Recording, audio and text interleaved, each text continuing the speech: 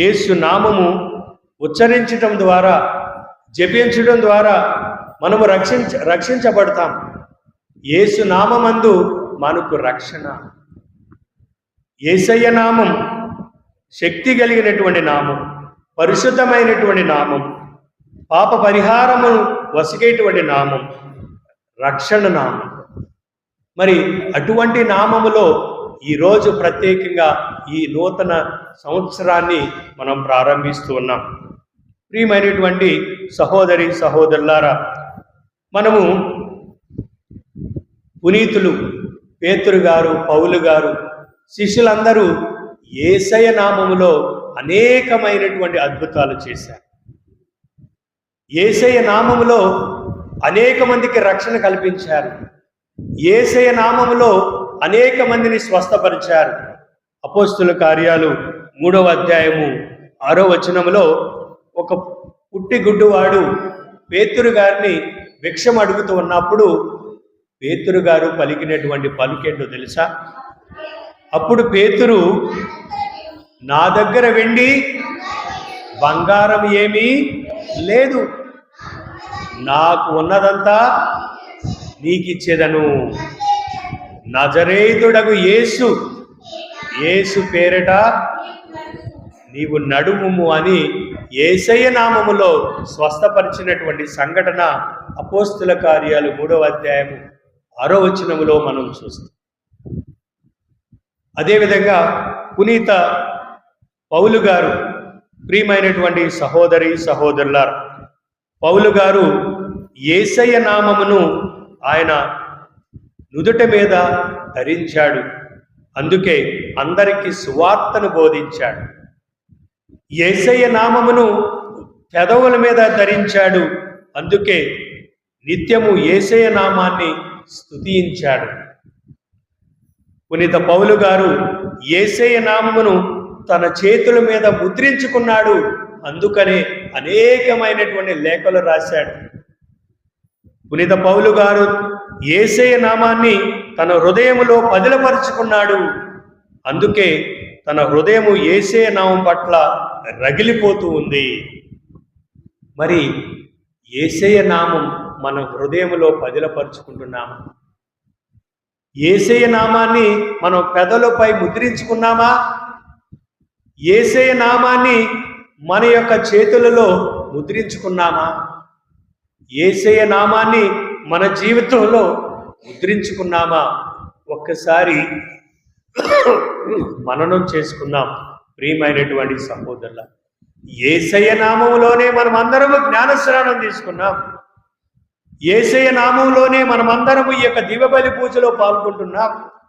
యేసయ్య నామములో మనమందరము ఇక్కడ గుమ్మిగూడి ఉన్నాం. కానీ మన మాటలు ఎలా ఉంటాయి? మన ఆలోచన ఎలా ఉంటాయి? మన యొక్క జీవిత విధానం ఎలా ఉంటుందో ఒక్కసారి ఆలోచించండి. ప్రియమైనటువంటి సహోదరులారా, యేసయ్య నామములో మనము పవిత్రులుగా ఉండాలి. ఈరోజు విన్నటువంటి మొదటి పట్టణములో సంఖ్యాకాండములో దేవుని నామములో 3 ముఖ్యమైనటువంటి దీవెనలు ప్రభు ఇస్తూ ఉన్నాడు. మొట్టమొదటి దీవెన సంఖ్యాకాండం 6వ అధ్యాయము 24వ వచనములో, యావే నిన్ను ఆశీర్వదించునుగాక. యేసయ్య మనందరినీ ఆశీర్వదించునుగాక. ఆమేన్. యేసయ్య మనందరినీ ఆశీర్వదించునుగాక. రెండవది సంఖ్యాకాండం 6వ అధ్యాయం 25వ వచనములో, యేసు నిన్ను కరుణించునుగాక. యేసయ్య మనందరినీ కరుణించునుగాక. యేసయ్య మన కుటుంబాలన్నింటినీ దీవించునుగాక. అదేవిధంగా మూడవ దీవెన సంఖ్యాకాండము 6వ అధ్యాయం 26వ వచనములో, యేసయ్య నామములో మనమందరము సమాధానంగా ఉందుముగాక. యేసయ్య నామములో మనమందరము సఖ్యతగా ఉండుముగాక. అది ఈ నూతన సంవత్సరంలో మనం చేయవలసినటువంటిది. ప్రియమైనటువంటి సహోదరుల, ఆయన మనందరినీ దీవిస్తూ ఉన్నాడు, అనునిత్యము దీవిస్తూ ఉన్నాడు, సర్వవేళలా జీవిస్తూ ఉన్నాడు. చూడండి, హిజ్కియా రాజు ఆయన మొదటి సంవత్సరంలో మొదటి రోజు మొదటి నెల దేవాలయాన్ని మరమ్మత్తు చేశాడు. చేయటం ద్వారా దేవుడు ఏ విధంగా ఆయన దీవించాడో చూడండి. రాజుల దినచర్య 2వ గ్రంథము 29వ అధ్యాయము 3వ వచనం నుండి 5వ వచనంలో చూసినట్లయితే హిజ్కియా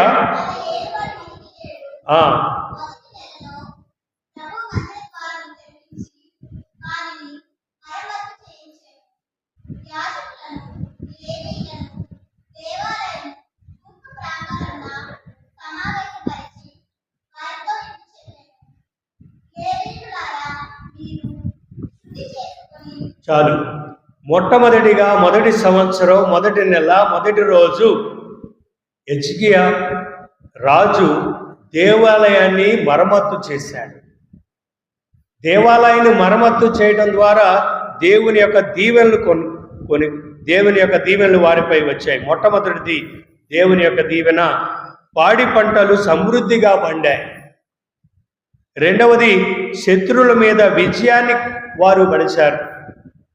మూడవది మంచి ఆరోగ్యం, ఆయుష్ను దేవుడు వారికి దయచేశాడు. నాలుగవది మరణించిన తరువాత నిత్య జీవ భాగ్యాన్ని దయచేశాడు.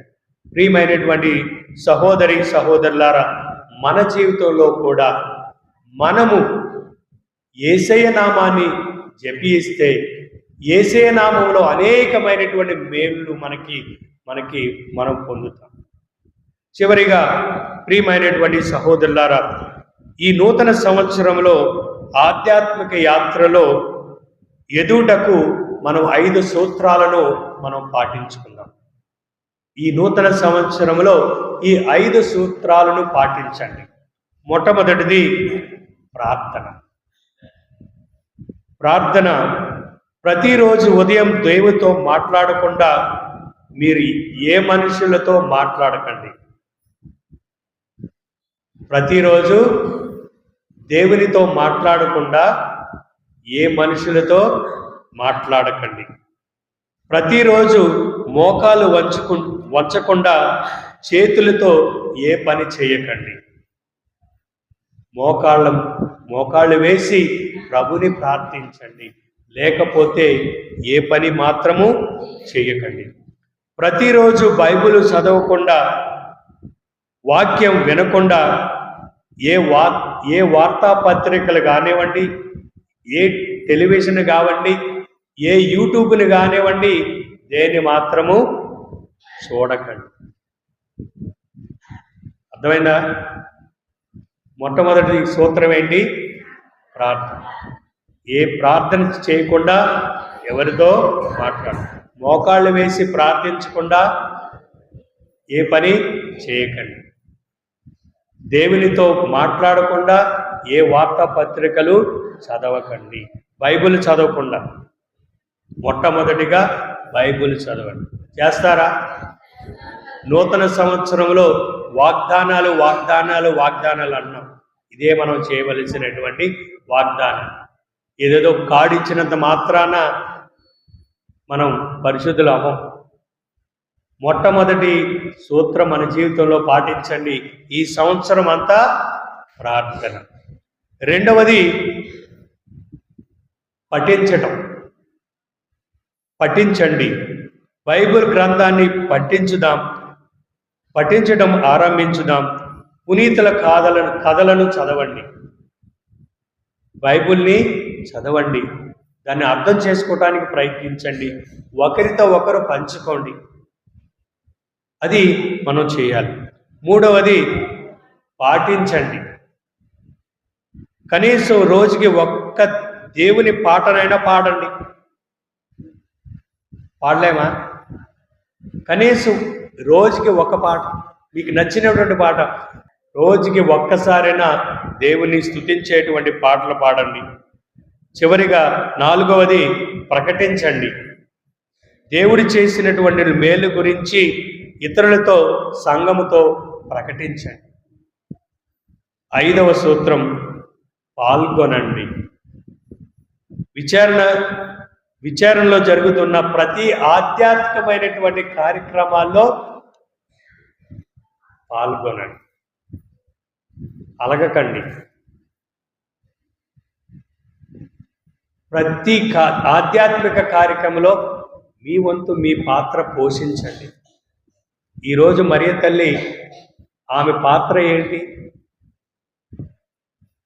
మరియ తల్లి మన రక్షణ ప్రణాళికలో, రక్షణ చరిత్రలో ఆమె ముఖ్యమైనటువంటి పాత్ర పోషించింది. మరి దేవుని యొక్క కార్యక్రమాల్లో, ఆధ్యాత్మికమైనటువంటి ఈ కార్యక్రమంలో నా పాత్ర ఏమిటి? నా వంతు దేవుడు అనేకమైనటువంటి కళలు, అనేకమైనటువంటివి ఇచ్చాడు. దానిని మీరు దేవుని కోసం అర్పించండి. అదే ఈ సంవత్సరం మనం చేయవలసింది. తద్వారా ప్రియమైనటువంటి సహోదరి సహోదరులారా, ప్రభు మనందరినీ దీవించాలి. ప్రార్థించండి, పఠించండి, పాటించండి, ప్రకటించండి, పాల్గొనండి. విశ్వాసంతో మరియ తల్లి ఏ విధంగా అయితే రక్షణ చరిత్రలో తన వంతు పాల్గొని మనందరికీ రక్షణ ఇచ్చిందో, అదే రీతిలో ఆమె మధ్యస్థ ప్రార్థన ద్వారా మనమందరము ప్రార్థిస్తూ, పఠిస్తూ, జీవితంలో అన్వయించుకుంటూ మనమందరం విశ్వాసంతో పాల్గొని దేవుని యొక్క మహిమార్థమై జీవిద్దాం. పితా, పుత్ర, పవిత్రాత్మ నామమున ఆమేన్.